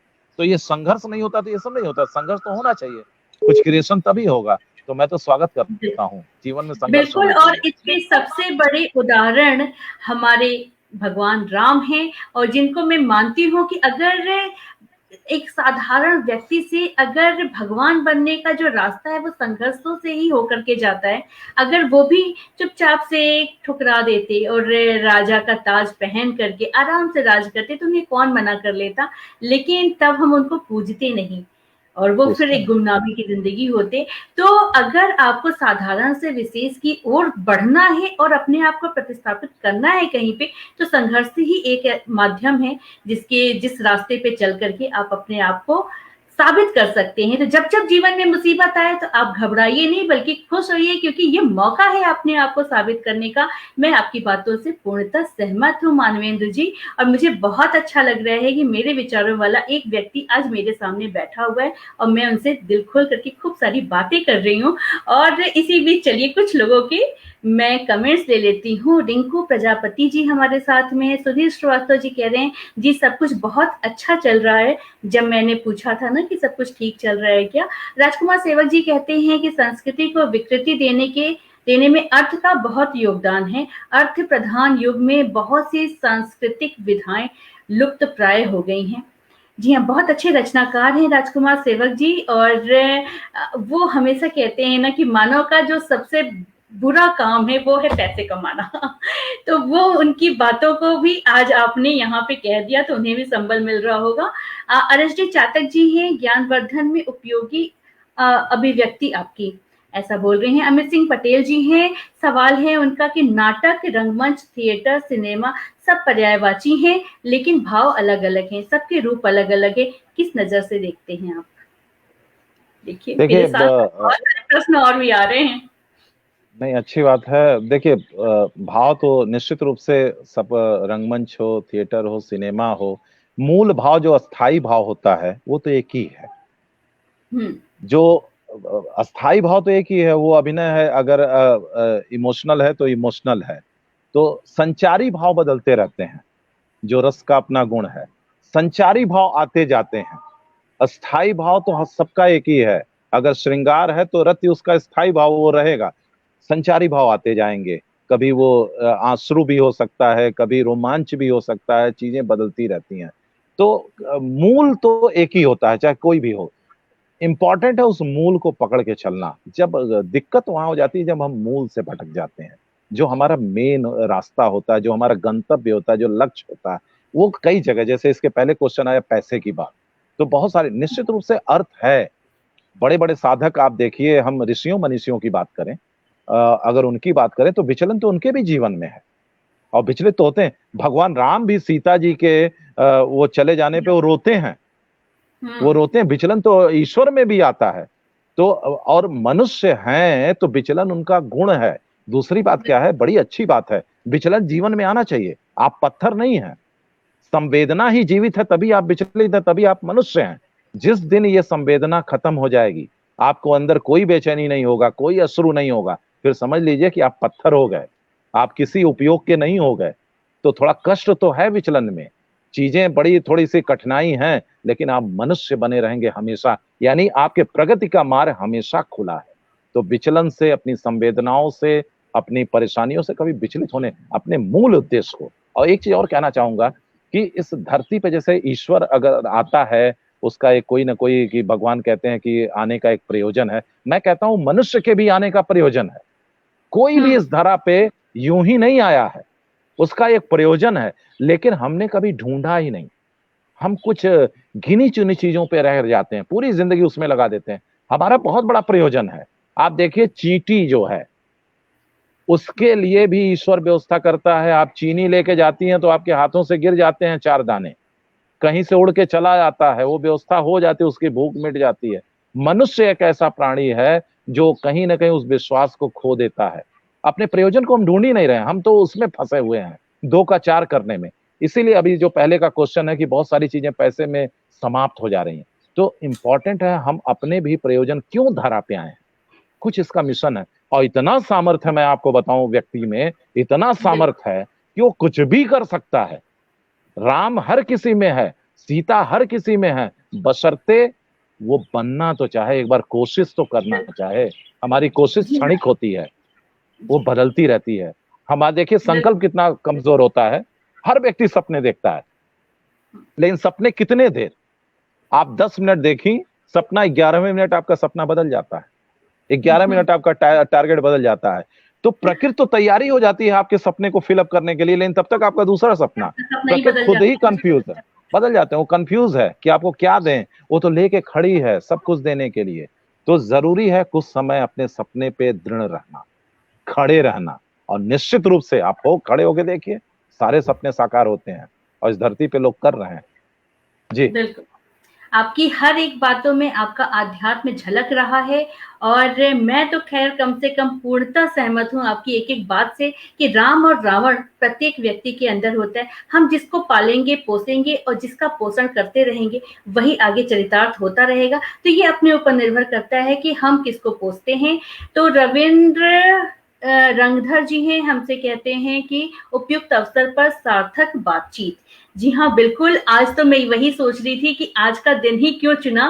तो ये भी देखिए ईश्वर का ही एक किया गया कार्य है, क्योंकि मैं इसके पहले आपको नहीं जानती थी, आप मुझे नहीं जानते थे, और आज हम लोग कितने अच्छे दिन पे आपसे बात कर रहे हैं। वरना ये तो कार्यक्रम होते रहता है शनिवार को, मैं भी कलाकार, लेकिन आज जो हमारे साथ कलाकार, जो दर्शक अभी अभी हमसे जुड़े हैं, मैं उनको बता दूं कि आज हमारे साथ रंगमंच की एक बहुत बेहतरीन कलाकार और लेखक और साथ ही निर्देशक भी हैं, मानवेंद्र त्रिपाठी जी हमसे जुड़े हुए हैं। और आप लोग ठहरिए, सुनिए, क्योंकि जो उनकी बातें आपके जीवन में भी कहीं ना कहीं सोचने को विवश करेंगी। गौतम अद्वितीय जी हैं, बहुत शुभकामनाएं कह रहे हैं। सुदेश श्रीवास्तव जी लगातार बने हुए हैं। और रविंद्र रंगधर जी पूछते हैं कि क्या नाटकों का व्यावसायिक होना ही रंगमंच की सफलता का अंतिम विकल्प है। हम लोग संभवतः इस पे बात कर चुके हैं। और साथ लेकिन ही मैं थोड़ा सा मैं इस पे, चूंकि उनका क्वेश्चन है, और देखिए ये उसका मापदंड नहीं है कि व्यवसायिक हो जाए तभी उसकी सफलता, कहीं से उसका मापदंड नहीं है। व्यवसाय सिर्फ इसलिए कि वो रंगकर्मी जो साधना कर रहा है, उस साधना के लिए जिन आवश्यकताओं की जरूरत है उसकी पूर्ति बस हो जाए। और मुझे लगता है कि जो साधक है, जो योगी है, मनीषी है, तपस्वी है, उसको बहुत की जरूरत नहीं है। अगर बहुत की जरूरत होगी तो साधना साधक कर ही नहीं पाएगा, विचलित हो जाए। बस मूलभूत जो आवश्यकताएं हैं उसकी पूर्ति हो जाए तो वो अपने साधना में निरंतर लगा रहेगा। सिर्फ इतना ही व्यवसायीकरण हो, इससे ज्यादा ना हो। इससे ज्यादा होगा फिर हम ट्रैक बदल, व्यवसायीकरण से व्यापारीकरण पे हम चले जाएंगे और हम साधना से हट जाएंगे। तो मुझे लगता है बस इतना ही, बस हमारी हाँ, आवश्यकता लेकिन पूर्ति हो जाए, हम सब। मानवेंद्र जी एक जगह मैं यहाँ पे थोड़ा-सा ना मैं भी थोड़ा-सा सोचने में हूँ कि अगर देखिए हम कोई भी कार्य करते हैं, हमारा अपना परिवार है जिसको चलाने का कार्य भी हमारा ही होता है और उसके लिए धन की ज़रूरत होती है। तो अगर अगर हमें नाटक या रंगमंच इतना अगर नहीं दे पा रहा है, तो क्या हम विचलित तो होंगे ही, भटकेंगे तो है ही कि निश्चित रूप हमें से तो मैंने कहा कि आपसे जुड़ी जो जिम्मेदारियां, जैसे मैं महल बनाने की बात नहीं कर रहा हूं। हुँ, मुंशी प्रेमचंद जी ने, मैं एक एग्जाम्पल देना चाहूंगा। प्रेमचंद जी की बात हुई, आज वो, मतलब ये धरा, ये धरती मैं कह सकता हूं, जब जब तक रहेगा प्रेमचंद जी जीवित रहेंगे, ऐसे बहुत सारे जी, लोग जीवित हुँ, रहेंगे। उनको अभाव पूरे जीवन, मैं ये कहना चाहता हूं जीवन का उद्देश्य क्या है। क्या रंगमंच सारे लोग कर रहे हैं, कुछ गिने चुने लोग कर रहे हैं। आपकी जो सृजन हुआ है, व्यक्ति, ईश्वर ने सबके अपने अपने कार्यों को डिपूट किया है। मैं ये कह रहा हूं जो आपकी जिम्मेदारी है उसकी पूर्ति हो जाए। जिम्मेदारी में आपका परिवार भी आता है, आपके हुँ। बच्चे भी आते हैं, आपसे जुड़े लोग भी आते हैं। लेकिन मेरे कहने का ये नहीं है कि सिर्फ आप अब उन्हीं के लिए सोचने लगे, क्योंकि आपके जीवन का उद्देश्य दूसरा है। प्रेमचंद जी जिस दिन सोचने लगते कि उनके बच्चे के लिए बैलेंस नहीं हो पा रहा है, आज तो इतना बैलेंस है कि उनके बच्चे कभी सोच ही नहीं सकते हैं। तो उनके जीवन में कभी बैलेंस नहीं सोचा, उन्होंने वो बैलेंस कर दिया। सिर्फ अपने बच्चे के लिए नहीं, दुनिया के हर बच्चा समृद्ध हो गया उस साहित्य से। तो सवाल है बैलेंस को आप किस रूप में लेते हैं। सिर्फ पैसा ही बैलेंस नहीं होता है। साहित्य, चलिए वो आज आपका कार्य, वो आपके सद्गुण, ये बैलेंस होते हैं, तो उसके संगति। बिल्कुल, आज आपने मेरे साथ-साथ में बहुत सारे लोगों के सोचने को एक दिशा दिया है। अमित सिंह पटेल जी हम कहते हैं कि मेरे सवाल का अर्थ नाटक कहीं भी किया जा सकता है, जिसमें मंच की ज़रूरत नहीं, रंगमंच सिर्फ़ मंच के साथ लाइट और साउंड पर किया जा सकता है। थिएटर मंच पर किया जाने वाला नाटक टिकट बिक्री के साथ होता है, सिनेमा पर्दे पर दिखाई देने वाला सभी की एक्टिंग परंतु भाव व रूप अलग-अलग हैं। क्या कहेंगे? बहुत लंबा-सा हो गया। इसको आप देखिए, बेहतर समझ मैं पाएँगे। शॉर्ट में बता दूं, जैसे उनके कहने का तात्पर्य ठीक है। जो रंगमंच है वहां पे देखिए, चावल एक ही होता है, वे आप प्रेजेंटेशन बदल जाए, एक ढाबे में होता है, एक 5 स्टार होटल में होता है, लेकिन उसी चावल की कीमत बदल जाती है, प्रेजेंटेशन। तो एक नुक्कड़ नाटक भी होता है, स्ट्रीट नाटक, नाटक वही है, एक्टर उसी इंटेंसिटी से वर्क करता है, उसी भाव से करता है, लेकिन उसका स्वरूप वही जब मंच पे जाता है तो उसका स्वरूप कुछ और हो जाता है, वही सिनेमा में जाता है तो उसका स्वरूप कुछ और बदल जाता है। तो डिपेंड, जगह इंपॉर्टेंस तो होता है, क्योंकि जो ये कार्य है नाटक, ये फूली कहीं ना कहीं व्यक्ति पूरा इन्वॉल्व होता है। तो जो वो और देखिए सिनेमा का क्या है, आप देखिए सिनेमा क्यों आप इतना ज्यादा जुड़ जाते हैं। सिनेमा हॉल में जब आप जाते हैं तो लाइट देखिए ऑफ हो जाएगा, हुँ, आप एक दूसरे को भी देख नहीं पाएंगे। आपको पहले वो माहौल बना जाता है, सब शांत हो जाएंगे, म्यूजिक इतनी हो जाएगी कि आप कुछ बात नहीं कर सकते हैं, यानी उसी में आप खो जाते हैं। तो उसी चरित्रों के साथ आप हंसने लगते हैं, रोने लगते हैं, सब कुछ होने लगते हैं। वही चीज रंगमंच में वो माहौल क्रिएट, लेकिन जब स्ट्रीट आप सड़क पे करते हैं तो वो और आप नहीं क्रिएट कर पाते हैं। तो जो एक्टर होता है वो इन्वॉल्व उतना नहीं हो पाता है, दर्शक भी, तो दोनों का सबका अलग है, अभिनय तो कर रहा है लेकिन हुँ। चीजें बदलती चली जाती हैं स्वरूप। तो तीनों का अलग अलग माध्यम ये बन जाता है न चाहते हुए। जी, हाँ, काम एक ही हो रहा है लेकिन प्रभाव अलग-अलग पड़ता है, ये कह सकते अलग हैं। अलग पड़ता है। अब जी जी जी जी, जी, उसके स्वरूप बदल अरुणिता जाते हैं। चातक जी हमारे साथ हैं और कहते हैं कि थिएटर से लेकर सिने जगत तक का जो संस्कारहीन फूहड़पन उभर कर आया है, इसे समाज के लिए किस दृष्टि से देखते हैं? जी हाँ, ये एक बहुत बड़ी विडंबना है और साथ ही सबसे बड़ा क्वेश्चन मार्क, प्रश्न चिन्ह तो हमारे भोजपुरी समाज को है, क्योंकि इतनी मीठी भाषा होने के बावजूद अगर आपने गूगल सर्च कर लिया या फिर यूट्यूब पे जाकर के सिर्फ और सिर्फ भोजपुरी डालिए तो विश्वास मानिए कि शुरुआत कभी भी अच्छी और मीठी नहीं होती है, तो लोग उससे कटने लगते हैं। क्यों? देखिए ये वही लोग हैं जो भोजपुरी को जानते ही नहीं हैं। ये वो लोग हैं। आप देखिए भोजपुरी सिनेमा पहले महिलाओं से जाना जाता था। नाजिर हुसैन साहब के जमाने में आप देखिए, नदी अखबार या जो भी फिल्में, पुरुष हुँ, कम जाते थे, महिलाएं ज्यादा जाती थी। आज सिनेमा घर में एक महिला भी आपको नहीं मिलेगी, सिर्फ वो देखने वाले जो भी होंगे वो पुरुष समाज। सवाल ये है कि उसके लिटरेचर का नहीं नॉलेज है। सिनेमा दुनिया का सबसे कठिन कह सकते हैं, सबसे बड़ा कह सकते हैं, सबसे दुरूह कार्य मान दिया जाए, उसको हमारे भोजपुरी क्षेत्र ने सबसे दुनिया का सरल कार्य मान के उसको कार्य, उसका कोई लिटरेचर नहीं है, कोई भाषा नहीं है उनके पास, बस उसको बस बनाना। और समाज की भी जिम्मेदारी क्या है, देखिए हम उसमें कुछ गिने चुने लोग हैं, ऐसा नहीं है। आप भोजपुरी सिनेमा कितने हैं, आप शहरों में देख लीजिए, उनका कहीं कोई नोटिस नहीं है। बिहार के कुछ क्षेत्र हैं, यूपी के कुछ इंटीरियर है, बस इतना ही स्कोप है उनका। तो लेकिन समाज में कहीं एक धब्बा है, इसका एक विरोध होना चाहिए। और विरोध कौन करेगा, हम ही आपको करने की आवश्यकता है, उसको बहिष्कार बिल्कुल। करने की, उसके खिलाफ बोलने की आवश्यकता है, क्योंकि ये समाज को निश्चित रूप से गंदा कर रहे हैं। हमारा जो अपना इतना समृद्ध का क्षेत्र, मतलब साहित्य समृद्ध अपना पूरा क्षेत्र है, एक भी सिनेमा हुँ, ऐसा नहीं है। आप उड़िया सिनेमा को देख लीजिए, बंगाल की सिनेमा को देख लीजिए, ये नेशनल इंटरनेशनल अवार्डेड होते हैं।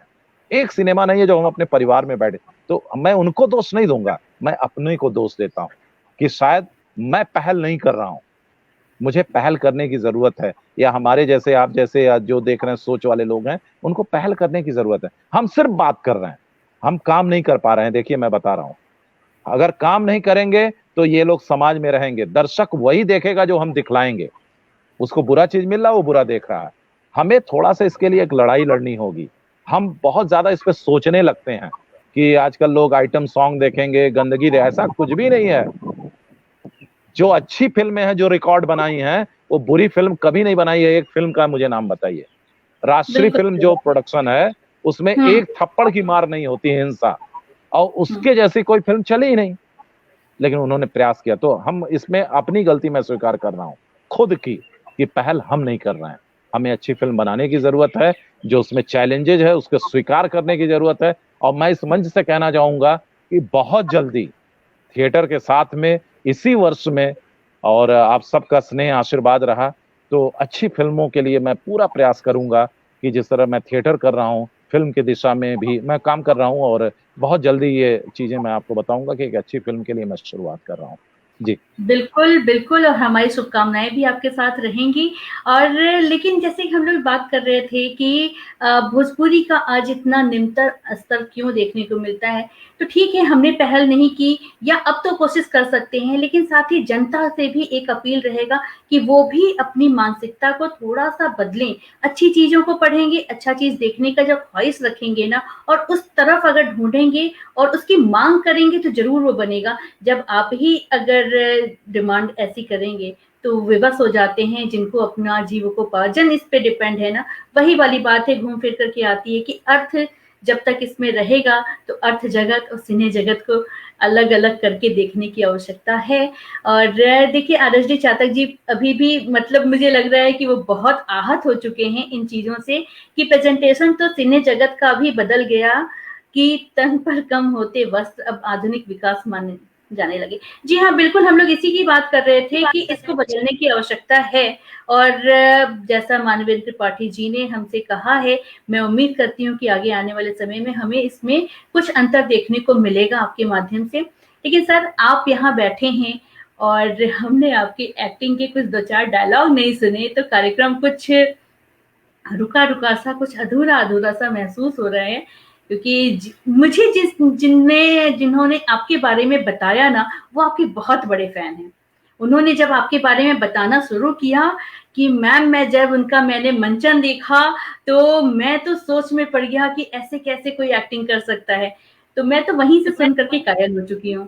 तो उसका एक नमूना, एक उदाहरण देखिए अब मैं दरअसल एक्टिंग मैं कुछ सुनाने की कोशिश करता हूँ, जो मुझे जी, दरअसल जी। वो कट टू कट डायलॉग होते हैं एक हुँ, दूसरे का। अभी मैंने अशोका किया, तो उसमें वो को आर्टिस्ट जब रिस्पॉन्स देता है एक दूसरे के, कट टू एक एक दो दो चार चार लाइन के डायलॉग होते हैं वो इन्वॉल्वमेंट के साथ में। तो उसमें एक जगह है कि अशोक परेशान है और वो बहुत आखिरी वो कैदी हो चुका है और सारी चीजें।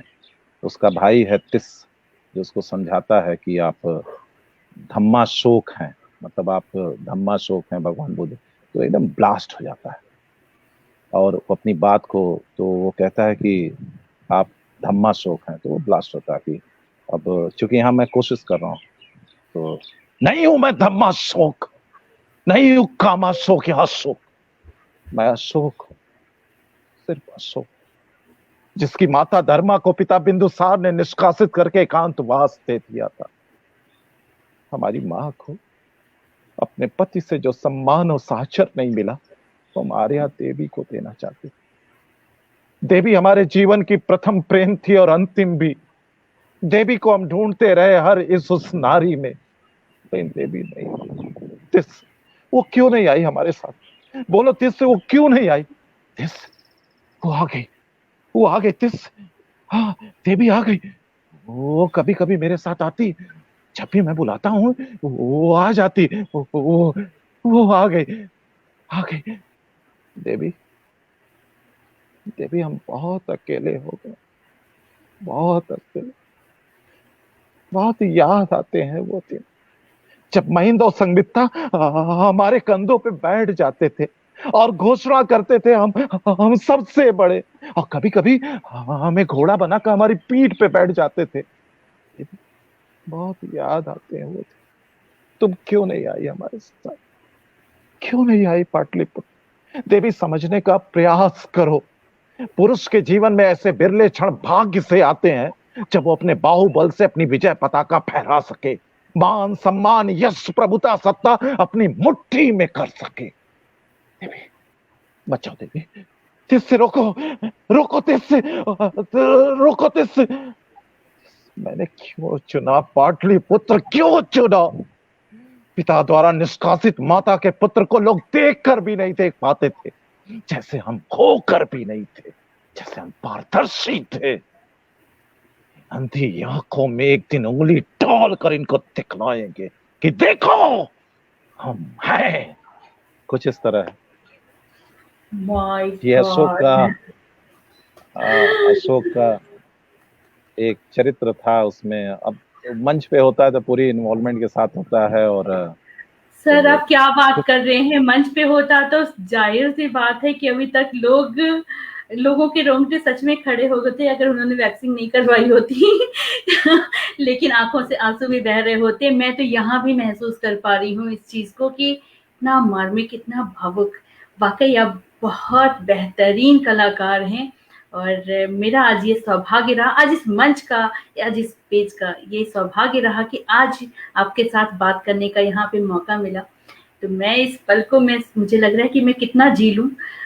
बहुत खूबसूरत, बहुत ही खूबसूरत। अब मेरे दिल में बस यही इच्छा है कि किस दिन वो क्षण आ जाए कि मैं आपके कार्यक्रम को, आपके एक नाटक को जरूर जरूर जरूर गोरखपुर में या कहीं भी जहां भी होगा मैं आप लोगों को बताऊंगा। मैं आपको बता दूं कि मैं स्वयं गोरखपुर से ही हूँ और फिलहाल अभी नोएडा में रह रही हूँ।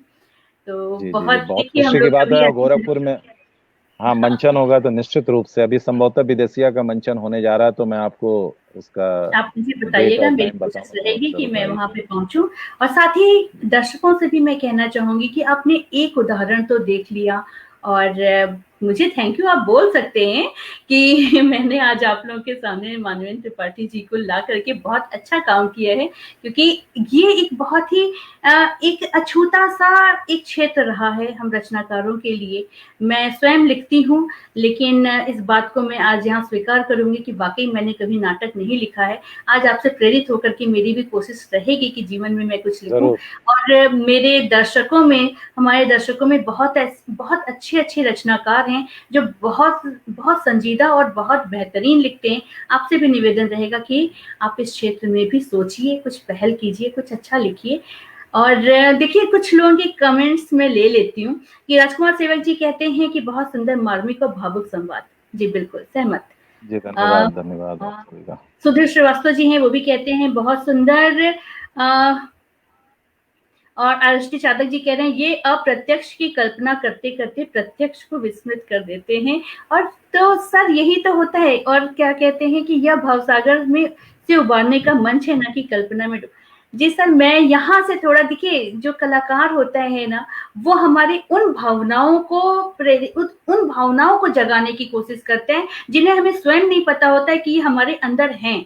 कई बार ऐसी कुछ चीजें होती हैं, जब हम फिल्म देखते हैं या कुछ ऐसा देख रहे होते हैं, तो अचानक से हम रोने लग जाते हैं, हंसने लग जाते हैं, हमें पता ही नहीं होता है कि ये ये कौन सी बात है। होता रहता है दुनिया में, लेकिन फिर भी हम उस पे भावुक होते हैं, हम अपनी संवेदनाएं व्यक्त करते हैं।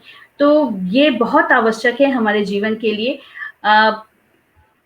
बिल्कुल, बहुत सारे लोग जुड़े हुए हैं, अपनी अपनी प्रतिक्रियाएं दे रहे हैं। मैं आपसे निवेदन करूंगी कि आप बाद में अवश्य, जब भी आपको समय मिले अपनी व्यस्तम दिनचर्या में से, आप इन लोगों को जरूर पढ़िएगा और इनके प्रश्नों का भी कुछ उत्तर देने का कोशिश कीजिएगा। अब चूंकि बात हो रही थी, समय हालांकि हो रहा है, मैं लेकिन अब लालच नहीं छोड़ पा रही हूँ कि आपसे थोड़ा थोड़ा सा और बात कर लेती हूँ। मैंने देखा कि दक्षिण अमेरिका की तरफ आपने रामायण का मंचन किया, तो जी। ये कैसा रहा? मैं एक रामायण का भी मंचन करता हूँ, और उसका मकसद ये था, तो बस चंद लाइनों में बताना चाहूंगा कि हमारे तरफ रामलीला होती है और बहुत ज्यादा। तो मैंने देखा रामलीला का जो स्तर है, और मतलब मुझे पसंद नहीं आया कि अच्छा भी करते हैं और बहुत सारे लोग सिर्फ उसको यूं ही। तो मैंने देखा ये महाकाव्य है रामचरितमानस या रामायण, पूरा जीवन का सार है उसमें। भगवान राम का चरित्र है, एक ऐसे संघर्षशील व्यक्ति, या भगवान की बात करें जहां सब कुछ मिलता है और उसको यूं ही कुछ भी कर देना। और एक और अभाव खलता था कि रंगमंच की स्क्रिप्ट नहीं है हमारे पास हिंदी नाटकों का। तो मुझे लगा इतना बड़ा रामायण महाभारत, एक पात्र को ले लें तो कितने कितने रंगमंच मेरे हो जाएं। तो ये सब ध्यान में रख के मैंने इसको रंगमंच की तरह रामायण की प्रस्तुति तैयार की।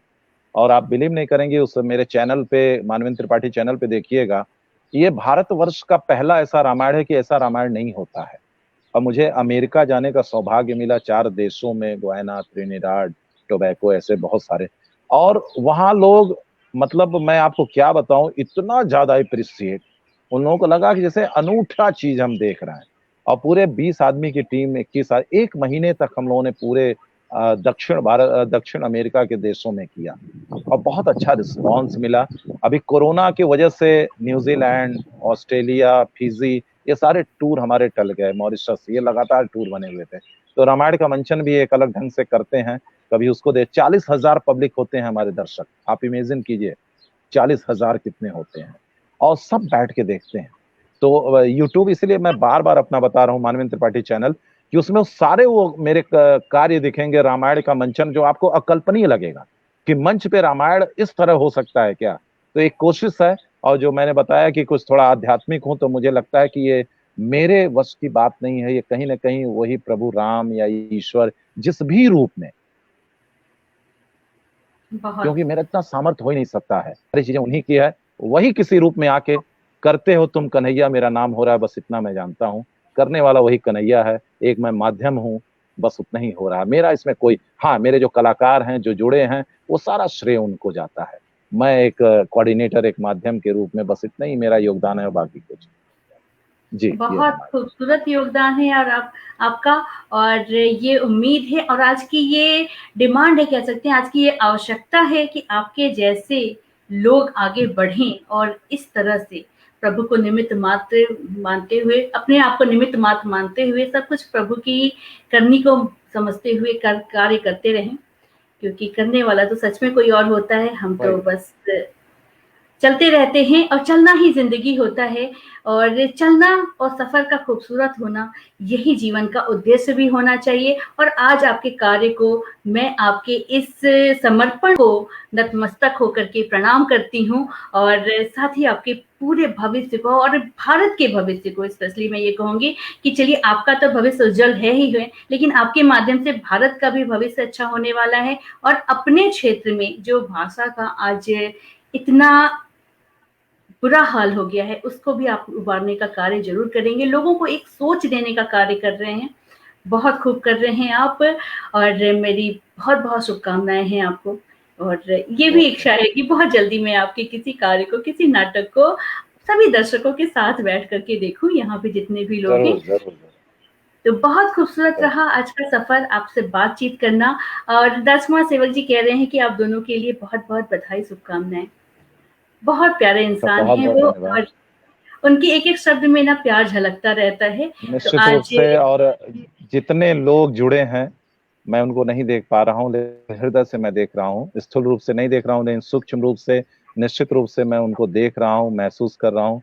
सर, आपको मैं पढ़ रहा हूँ और आपका ये शुभकामनाएं मैं हृदय से स्वीकार कर रहा हूँ। आपका शुभकामना ये आशीर्वाद है जो ये काम, और सबको हृदय से धन्यवाद देता हूँ। स्मिता जी, आपको बहुत सारा धन्यवाद, और साथ में इस चीज के कि बहुत बड़ा कार्य आप कर रही हैं।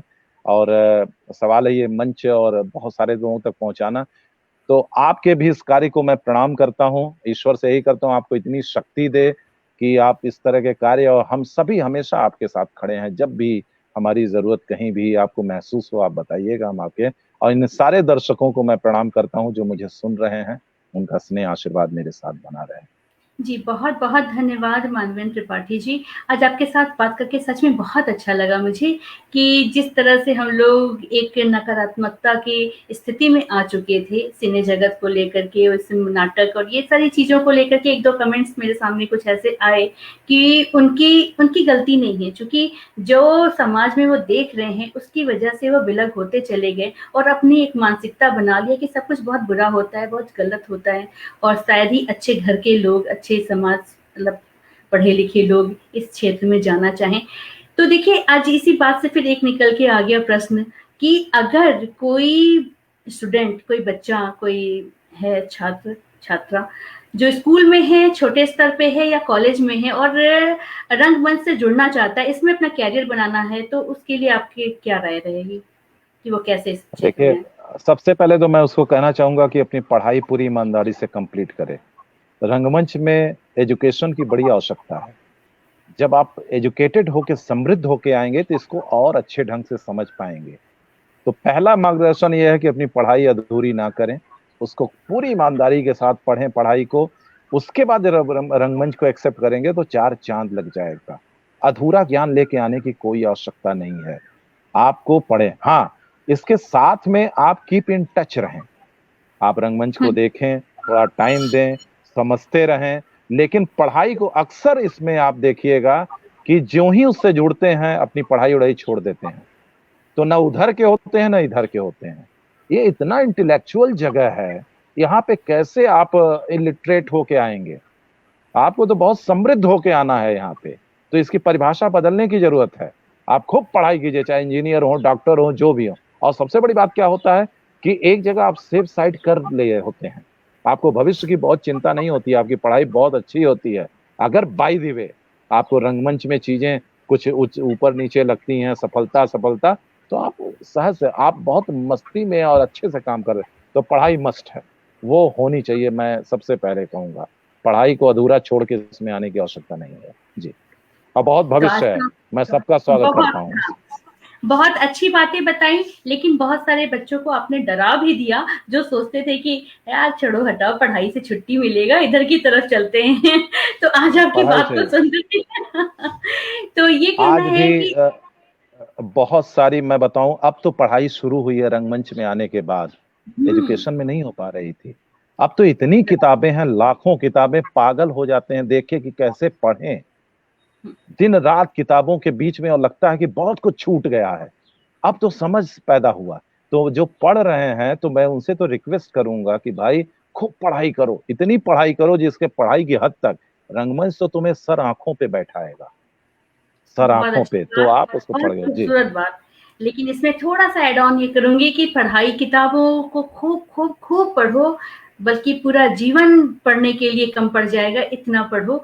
लेकिन फिर भी लोगों से जुड़ना, लोगों को जीना, लोगों को समझना, और उनके तरफ आकर्षित होकर के भावनात्मक रूप से जुड़ना, ये बहुत आवश्यक है इस क्षेत्र के लिए, जहाँ तक मेरी छोटी-सी समझ जी, है, छोटी-सी वाली। निश्चित तो रूप से, मुझे निश्चित लगता है, रूप से, हुँ, तो एक एकदम। देखिए, आज मुझे लग नहीं रहा है कि मैं आप यहाँ से छूटने-वूटने वाले हैं, तो सारा काम को बोल दीजिए कि कल होगा, आप यहाँ बैठे रहिए। एक प्रश्न और आ गया, आपके देखिए स्क्रीन पे भी मैंने डाल दिया है कि आप जितने भी लोग रंगमंच करके, थिएटर करके फिल्मों का रुख अख्तियार कर रहे हैं, लेकिन वही कलाकार फिर वापस रंगमंच के बढ़ावा के लिए सीमित हो गए हैं। वह सिर्फ अपनी संस्थाओं के लिए आर्थिक सहयोग करते। बहुत लंबा है, मैं चाहूंगी कि इसको आप फुर्सत से पढ़ लीजिएगा। एनआर चौधरी जी का है ये। मैं समझ गया। मैं इसको बता दूं, उनकी बात बड़ी अच्छी बात है कि जैसे कि रंगमंच से शुरुआत होती है, फिल्मों में चले जाते हैं, हम समृद्ध हो जाते हैं, या रंगमंच से जाके हम किसी नौकरी में चले जाते हैं, समृद्ध हो जाते हैं, फिर रंगमंच के लिए कुछ भी नहीं करते हैं, जबकि रंगमंच से ही हम सब कुछ पाए हैं। ये जो मनुष्य का स्वार्थी स्वभाव है, वो कहीं ना कहीं देखिए, मनुष्य से देवत्व तक की जाने की जो यात्रा है, तो राम तो बिरला कोई बनता है, कृष्ण कोई बिरला बनता है। या रास्ते तो सबके लिए खुले हैं, तो बंद किसी के लिए नहीं है। लेकिन उसमें तो 4 भाई थे, राम लक्ष्मण भरत शत्रुघ्न। राम तो बिरला बनता है, लक्ष्मण विरोध करते हैं, कहते हैं कि कैकेयी की बात थोड़ी ना मानेंगे, भैया छीन लेना है।